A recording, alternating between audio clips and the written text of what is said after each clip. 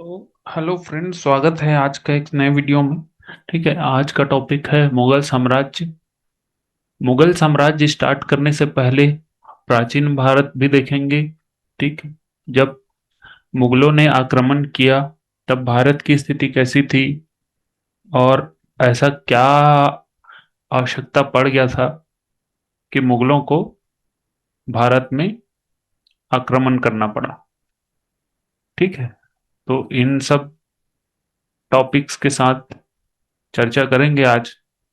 ठीक, और ये भी देखेंगे कि मध्यकालीन भारत जब चालू हुआ तो उस पे तब भारत में समकालीन, क्योंकि बाबर या मुगल जब आए तो भारत में डायरेक्ट मुगलों का शासन था ऐसा नहीं था।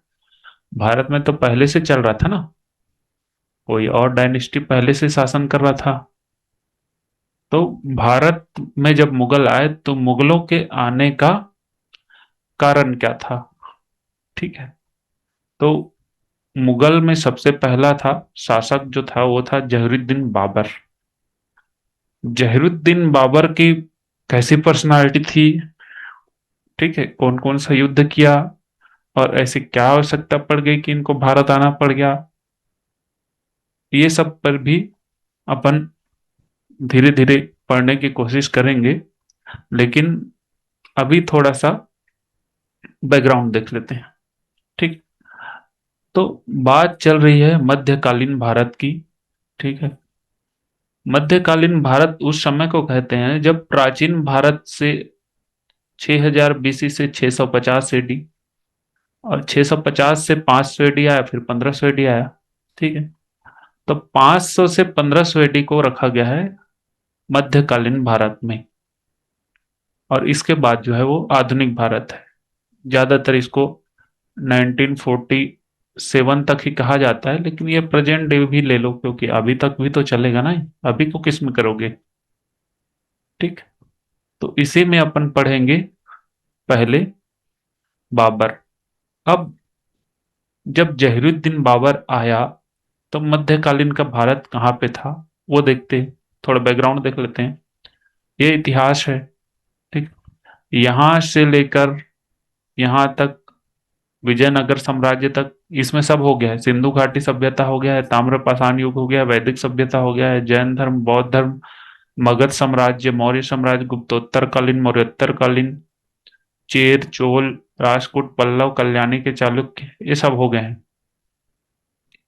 ठीक है, जब अपन मध्यकालीन चालू करेंगे, और मध्यकालीन में भी ऐसा नहीं कि मुगलों ने चालू किया, यहाँ पे चालू हुआ है चौहान वंश से।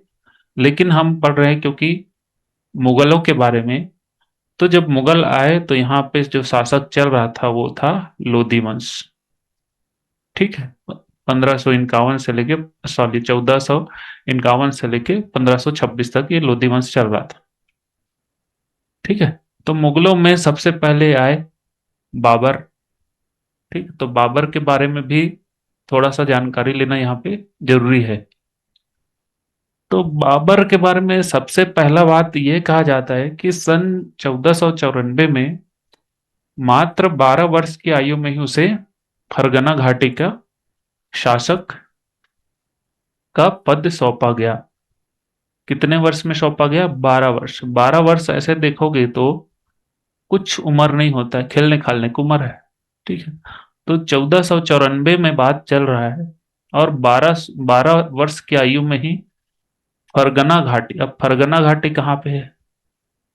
ये है उज्बेकिस्तान में। ठीक है, ये उज्बेक था, उज्बेकिस्तान में है। ठीक है, फरगना घाटी उज्बेकिस्तान में है, और उसी को ही 12 वर्ष में बाबर को वहां का शासक घोषित कर दिया गया। अब 12 वर्ष का शासक घोषित किया गया, तो इतने कम उम्र में उसको यह शासक घोषित क्यों किया गया? यह भी एक क्वेश्चन उठता है कि इतना ऐसा क्या बात हो गया था कि इतना छोटी उम्र में ही उसको वहां का शासक घोषित कर दिया गया। ठीक है, तो 12 वर्ष के उम्र में उसको शासक देने का रीजन ये था कि उसकी दादी दौलत बेगम, दादी का नाम था दौलत बेगम। दौलत बेगम की वजह से मिला। 12 वर्ष की आयु में उसको शासन। अब 12 वर्ष में बंद हो गया, अब 12 वर्ष होता कुछ नहीं है। तो उसके जो चाचा थे और उसके जो चचेरे भाई रहे होंगे, उन लोगों ने इसका फायदा उठाया और बाबर को क्या किया, वहां से भगा दिया। कहाँ से? फरगना का शासन था। फरगना कहाँ है? उज्बेकिस्तान में। उज्बेकिस्तान है अफगानिस्तान के बाजू में। अभी तालिबान वाला युद्ध का सीन चल रहा था, तो वहां पे चल रहा था उज्बेकिस्तान, अफगानिस्तान, ये सब। ठीक है, तो उज्बेकिस्तान है, वहां पे समरकंद एक जगह है। तो वो समरकंद जो शहर है, वो बाबर को बहुत पसंद था।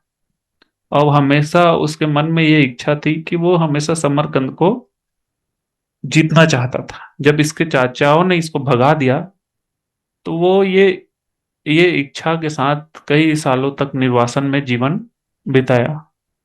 और उस निर्वासन का समय जब चल रहा था, तो केवल कुछ किसान और मजदूर ही उसके साथ थे, कुछ संबंधी भी रहे होंगे। और उसके बाद वो सिर्फ निर्वासित जीवन जी रहा था जब फरगना से भगा दिया गया। क्यों भगाया? उसके चाचाओं ने भगा दिया। अब वापस जब वो आया, तो उसने समरकंद पर आक्रमण किया। ठीक है, छोटा छोटा लड़ाई करते रहा, और लास्ट में उसने समरकंद को भी जीत लिया। समरकंद जीतने के बाद, ठीक है, उसने 1507 में बादशाह की उपाधि धारण की।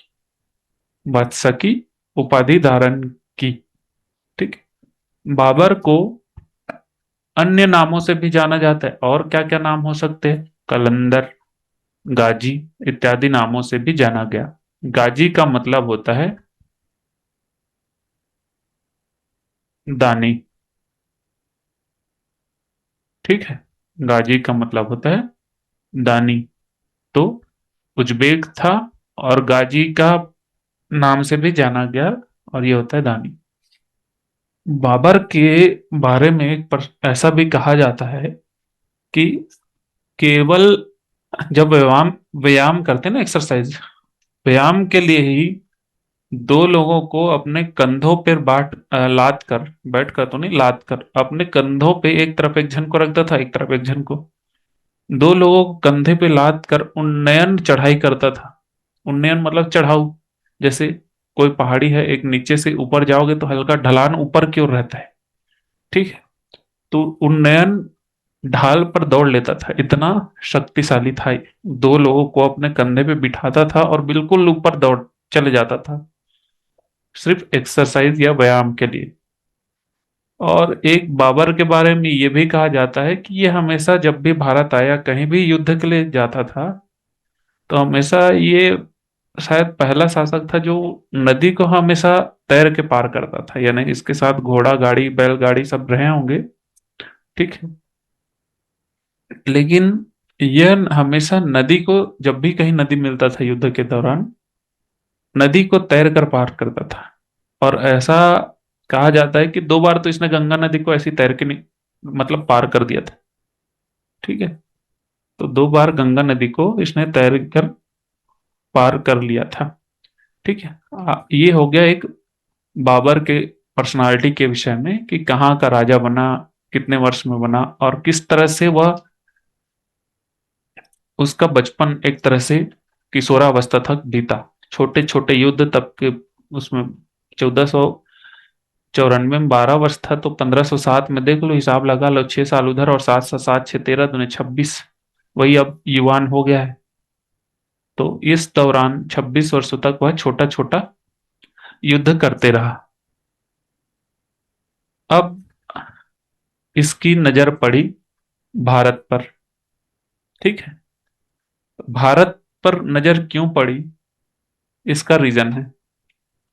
भारत पर नजर इसलिए पड़ी क्योंकि एक तुर्क था, ठीक है, तैमूर लंग करके, उसने दिल्ली में एक आक्रमण किया था और अपना सत्ता स्थापित किया था।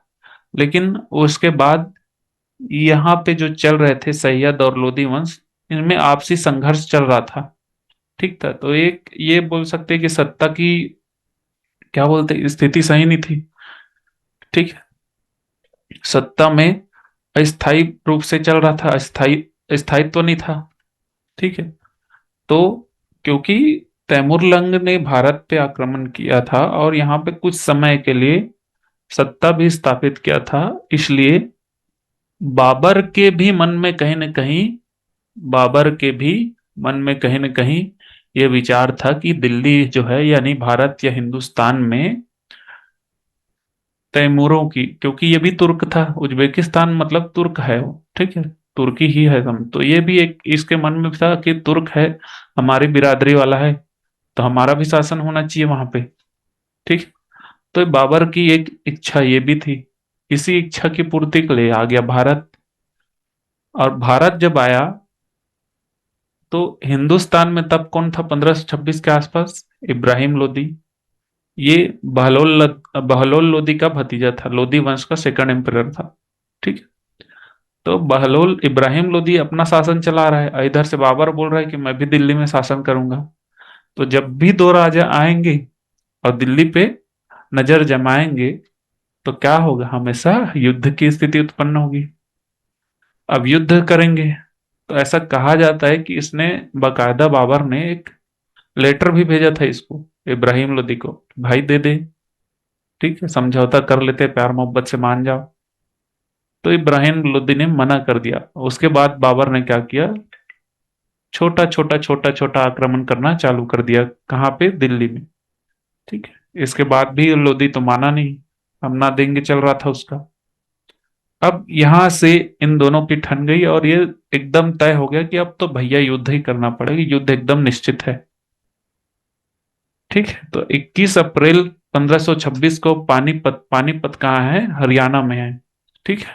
हरियाणा में, ये पूरा हरियाणा का मैप है, तो यहाँ वाला, ये वाला जगह में है पानीपत।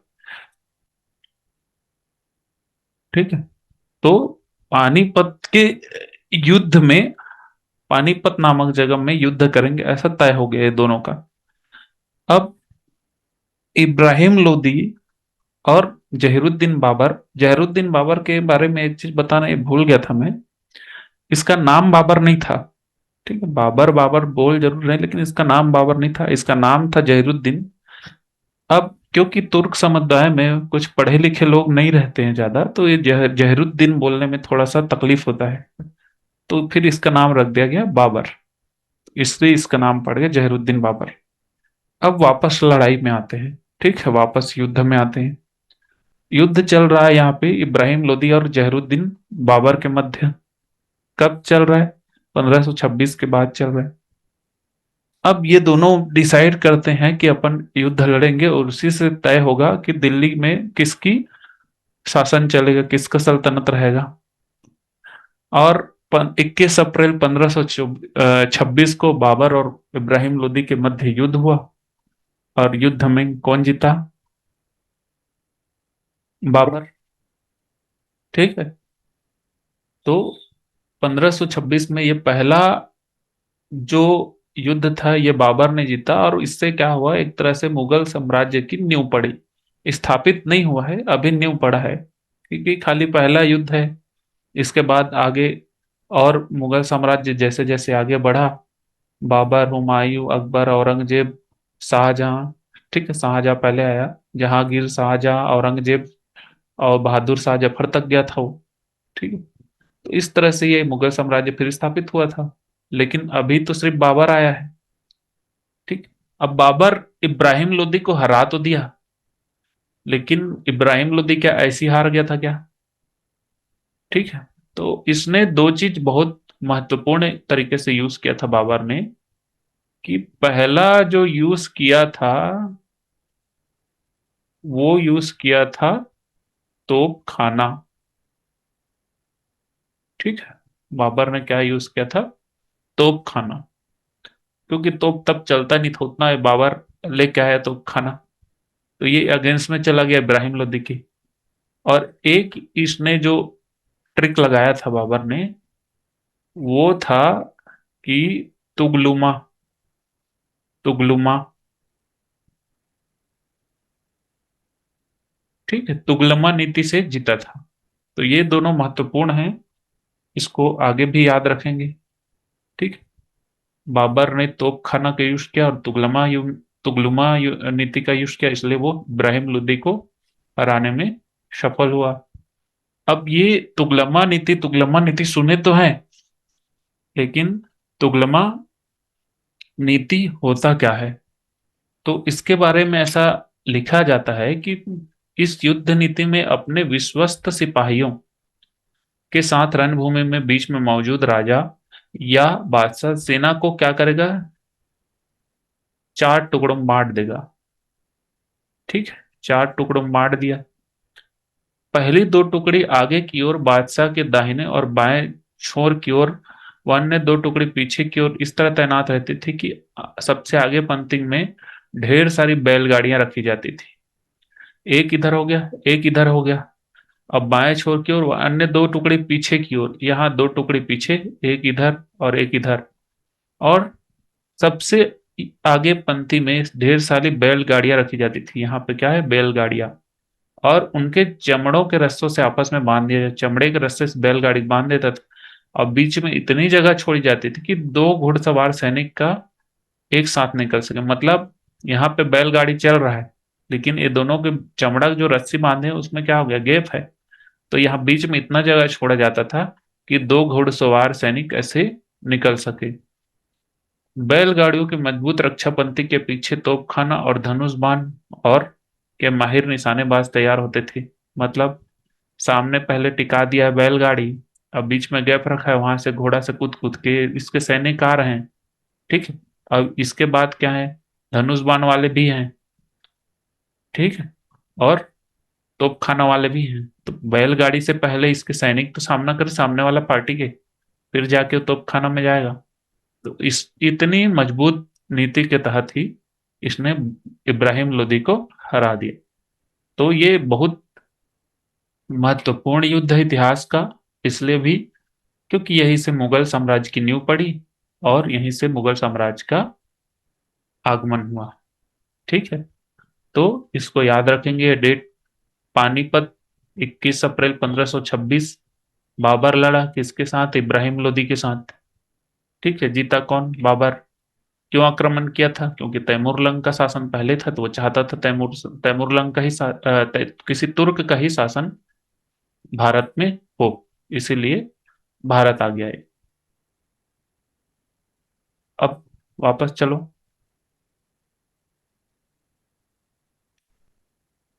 बाबर ने तीन युद्ध और किया, खानवा का, चंदेरी का और घाघरा का।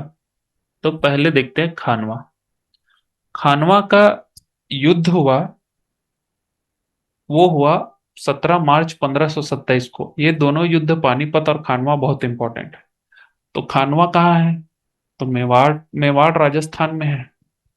ठीक है। 1700, मतलब 17 मार्च 1527 में बाबर वर्सेस राणा सांगा का युद्ध हुआ।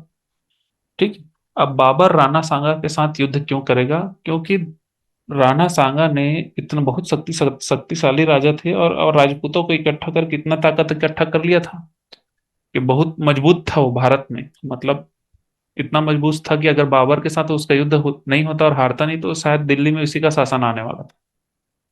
तो बाबर और राणा सांगा का युद्ध हुआ। खानवा के युद्ध का कारण ये था कि जो राजपूत है वो भी दिल्ली आना चाहते थे। दिल्ली की सत्ता पर दो लोग की फिर नजर, पहले इब्राहिम लोदी को बाबर भगा दिया, अब बाबर जीत के वहां बैठ गया। तो बाबर के साथ राणा सांगा भी पहले से, क्योंकि बाबर तो तभी आया नहीं था 26 के पहले, तो राणा सांगा का प्लानिंग चल रहा था कि वो भी दिल्ली की सत्ता पर काबिज होना चाहते थे। लेकिन यहाँ पे वाइल्ड कार्ड एंट्री किसका हो गया? बाबर का। तो बाबर आ गया बीच में। अब राणा सांगा का प्रोग्राम फेल। अब राणा सांगा को किसके साथ युद्ध करना पड़ गया? बाबर के साथ। और रीजन वही था, दिल्ली की सत्ता पर काबिज होना चाहते थे। ठीक है। तो इसमें भी राणा सांगा को हार का सामना करना पड़ा। ठीक है।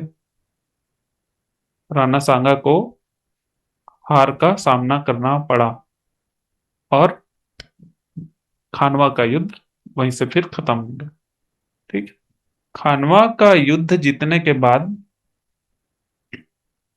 बाबर ने आक्रमण किया चंदेरी पर। चंदेरी है मध्य प्रदेश में, ठीक है।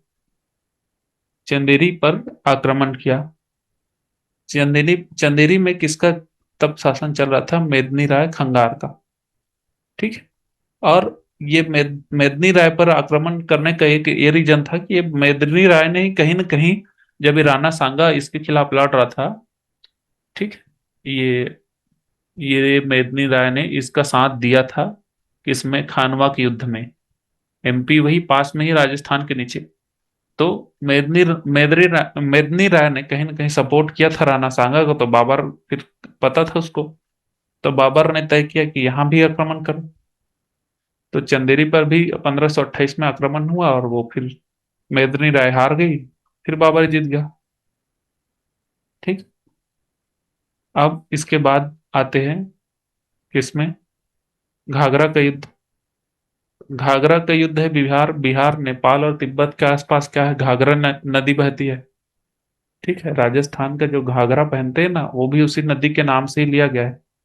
तो ये बिहार में जो घाघरा नदी है, उसी के आसपास ये अफगानों या नुसरत शाह के विरुद्ध बाबर ने लड़ाई लड़ा। अफगान भी आ गए थे तब तक, तो अफगानों के साथ ये लड़ाई लड़ा गया, ठीक है। और इसमें भी बाबर को ही विजय प्राप्त हुआ। तो ये तीन चार लड़ाई मोटे मोटे तौर पे बाबर ने लड़ा, ठीक है। ये फरगना घाटी वाला ये सब वहां चल रहा था, गाजी कलंदर समरकंद फरगना घाटी ये सब वहां चल रहा था उज्बेकिस्तान में। तो भारत आया तो इसने चार लड़ाई मुख्य मोटे मोटे तौर पे लड़ा। पहला पानीपत था, जो 21 अप्रैल 1526 में लड़ा, इब्राहिम लोदी के साथ। दूसरा बाबर और राणा सांगा के साथ लड़ा। फिर बाबर मेदिनी राय के साथ लड़ा। अब बाबर और अफगानों के विरुद्ध हुए। चारों में ही बाबर को विजय प्राप्त हुआ। चारों युद्ध जीतने के बाद बाबर में दौर आया हुमायूं का, मतलब मुगल साम्राज्य में दौर आया हुमायूं का। तो बाबर की मृत्यु के बारे में कहा जाता है कि हुमायूं जो है वो एक गंभीर बीमारी से ग्रसित था। और वो बीमारी में, क्योंकि बाबर उसका पिता था, अब्बू था, तो बाबर ये सोचा कि भाई बेटा मर रहा है तो क्या करना है चाहिए। तो उसने अल्लाह से दुआ मांगा कि ये जो हुमायूं है उसको जो भी बीमारी है वो मुझे दे दे और मेरे प्राण लगे, ठीक। तो हुमायूं क्या है, कुछ नहीं होगा, हुमायूं बच जाएगा। तो यहाँ से ऐसा बोला जाता है कि बाबर को वहीं से फिर बीमारी उसका हुमायूं का बीमारी उसको लग गया, और बाबर फिर कुछ ही दिनों में चल बसा। तो यहाँ कहानी खत्म हुई बाबर की। और इसके बाद ही दूसरे दूसरे मुगल की कहानी चालू होगी, जो है हुमायूं, ठीक है। तो लाइक शेयर सब्सक्राइब करो यार, सब्सक्राइब नहीं हो रहा है, ठीक है। कुछ भी टॉपिक है, बाकी लोग तो कम से कम पेमेंट भी कर रहे हैं ना, पेमेंट कर रहे हैं, या फिर सारे टॉपिक्स फ्री में दे रहे हैं क्या? नहीं दे रहे हैं ना। अपन फ्री में करा रहे हैं, ठीक है। और जितना अच्छे से हो सकता है कराने की कोशिश कर रहे हैं। फिर भी अगर कुछ कमी रह जा रहा है, कहीं पे कुछ है, तो कमेंट करके बता दो, ठीक। तो सब्सक्राइब कीजिए, लाइक कीजिए, शेयर कीजिए, कोई भी कमेंट करिए अगर कुछ कहीं पे दिक्कत परेशानी है तो, ठीक है। तो आगे और भी वीडियो आते रहेंगे, तो उसके लिए नोटिफिकेशन भी दबा दीजिए, बेल आइकन। तो आपको कुछ भी नया वीडियो है वो भी नोटिफाई हो जाएगा, ठीक है। तभी हिस्ट्री में यही चलेगा। मुगल साम्राज्य, बाबर, हुमायूं, फिर कौन आएगा? अकबर। अकबर, जहांगीर, शाहजहां, और फिर बहादुर शाह जफर तक, ठीक है। हिंदी का चैनल में अलग से चल रहा है, हिंदी भी अलग चलेगा। ये एमसीक्यू इसके बाद आएगा। मुगल साम्राज्य जब खत्म होगा तो मुगल का एमसीक्यू आएगा। हिंदी का एमसीक्यू सीरीज, और उसका हिंदी लैंग्वेज में अभी वर्ण व्यवस्था चल रहा है, ठीक है। तो ऐसे धीरे धीरे अभी हिंदी और इंग्लिश में ही, हिंदी और हिस्ट्री में ही मेन फोकस रहेगा। और बाकी सिटी वाइज जो इंदौर का लाए थे, ठीक है, ये सारे वीडियो हैं। तो एक बार देख लीजिए अगर कहीं कुछ रह गया हो तो इंदौर के बाद अभी नया शहर किस शहर को कवर करना चाहिए, क्योंकि मध्य प्रदेश के अध्ययन में भी वो चल रहा है कि डिस्ट्रिक्ट वाइज कवर करेंगे। तो पहले इंदौर को कवर किए हैं। और कोई डिस्ट्रिक्ट है, कौन सा डिस्ट्रिक्ट इसमें कवर करना चाहिए वो कमेंट करके बताइए, तो फिर उस डिस्ट्रिक्ट को भी कवर करेंगे। ठीक है। तो ऐसे धीरे धीरे मध्य प्रदेश का भी सारे डिस्ट्रिक्ट कवर करते जाएंगे। हिस्ट्री का मुगल साम्राज्य भी खत्म करेंगे। और मुगल साम्राज्य के रिस्पॉन्स के ऊपर फिर देखेंगे बाकी वीडियोस इसमें लाना है कि क्या करना है, किस तरह से और चेंजेस करके लाना है। और हिंदी तो चल ही रहा है। ठीक। चलो तो फिर आज के लिए इतना ही। Thank you.